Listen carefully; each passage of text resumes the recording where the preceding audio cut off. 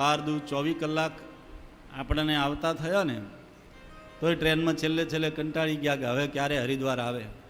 બેસી બેસીને કેડ દુખી ગઈ મહારાજ, હે ને. આ તો આટલી 24 કલાકની યાત્રા છે.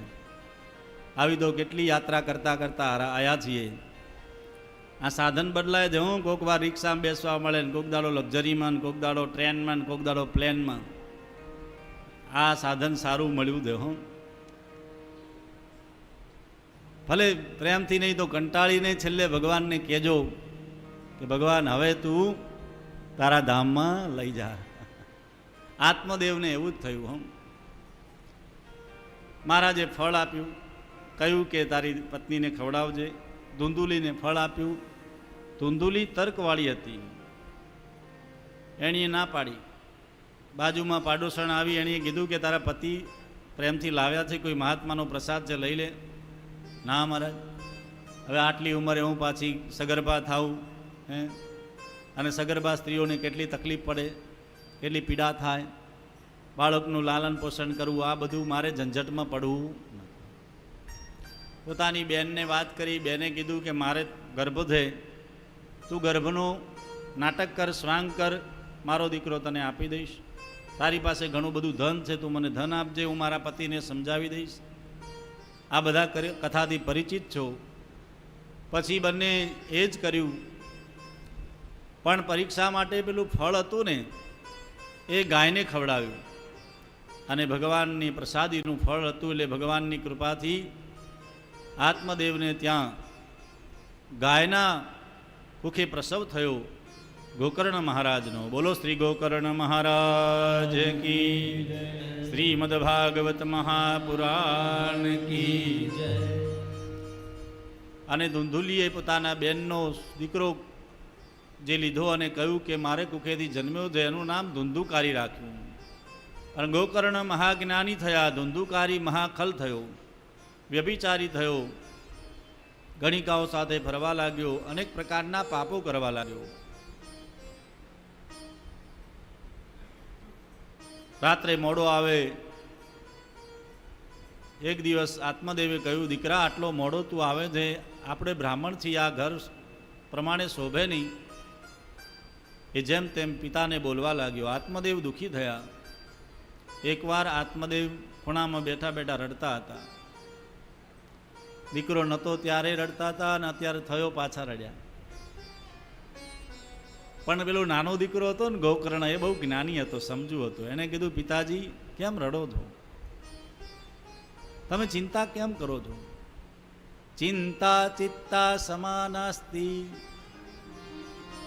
ચિંતા અને ચિત્તામાં એક મીંડાનો ફરક છે. હું જો ચિંતા કરો તો ચિત્તા સુધી પહોંચતા વાર ન લાગે. ચિંતા ક્યારે કરવી?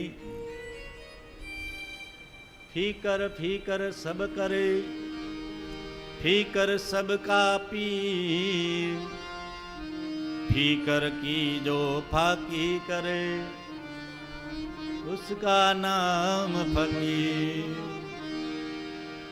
અમુક લોકો તો આખો દિવસ ટેન્શનમાં જોઈએ, ચિંતામાં જોઈએ. અરે મહારાજ, મારું તો આમ થઈ ગયું, મારું આમ થઈ ગયું, મારું આમ થશે.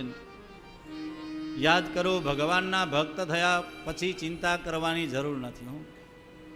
જગતગુરુ વલ્લભાચાર્ય મહાપ્રભુજીએ એક સ્તોત્રમાં કહ્યું છે, ચિંતા કાપી ન કાર્યા. ભગવાનનો ભક્ત ચિંતા કરે ને તો એને ભગવાન ઉપર વિશ્વાસ નથી. જો તમે ચિંતા કરો કોઈ પણ વિષય ઉપર, તો યાદ રાખો, તમને હજી પૂર્ણ ભગવાન ઉપર વિશ્વાસ નથી. ભગવાન શું કરી શકે છે, જે ધાર્યું ન હોય એનાથી પણ વિશેષ પરમાત્મા કરી શકે. ખાલી એની ઉપર વિશ્વાસ કરો, એની ઉપર શ્રદ્ધા રાખો. આત્મદેવ દુઃખી થયા અને કહે છે, પિતાજી તમે દુઃખી કેમ થાઓ છો? અહીં કોણ સુખી છે? ઇન્દ્ર કઈ સુખી છે? કોઈ રાજા સુખી નથી. 15 વર્ષથી એક રાષ્ટ્રના રાષ્ટ્રપતિ, વડાપ્રધાન આજે બધા દેશો પાસે રહેવા માટે ભીખ માગે છે. 15 વર્ષથી જીતતા હતા. આપણા પાડોશી દેશ, એટલે આપણું જ બાળક કહેવાય. માતા પિતાથી છૂટું પડી ગયું હોય, પરદેશ ગયું હોય ને પાછું રડતું આવે, એ જ સ્થિતિ થયા આજે. એ દેશમાં અત્યારે એટલી તકલીફ ચાલુ થઈ અને એ દેશ આપણી પાસે અત્યારે શરણાગતિ માગે છે અને આપણા દેશમાં રહ્યા છે 15 વર્ષથી. જે પોતે રાષ્ટ્રપતિ ત્યાંના વડાપ્રધાન છે, કેટલા મોટા બંગલા, કેટલો વૈભવ, આજે કશું જ રહ્યું નથી. ઇન્દ્રને ક્યારે સુખ નથી હો, ચક્રવર્તી રાજા હોય એને ક્યારે સુખ નથી. આ સંસારની અંદર ધનપતિ હોય એને પણ સુખ નથી, રાજાઓને પણ સુખ નથી. સુખ એને જ છે. મુનિર સુખમસ્તી વિરક્તસ્ય મુનિર એકાંત જીવનમ. જે વિરક્ત છે, સંસારમાં વિરક્ત છે. અને મને તો આ બંને ભાઈઓનું જીવન એવું જ દેખાય છે. હું બાબુભાઈ મારાથી વડીલ છે, હું ભાઈ કહું છું, પણ બાબુભાઈ અને રમેશભાઈ જ્યારથી પરિચયમાં આવ્યા ને એટલે એક સંત જેવું જીવન હો, વિરક્ત. ધન સંપત્તિ હોવા છતાં પણ લેપ નહીં, એમ અહમ નહીં, સરળતા. આ જીવનનું વિરક્ત છે હું.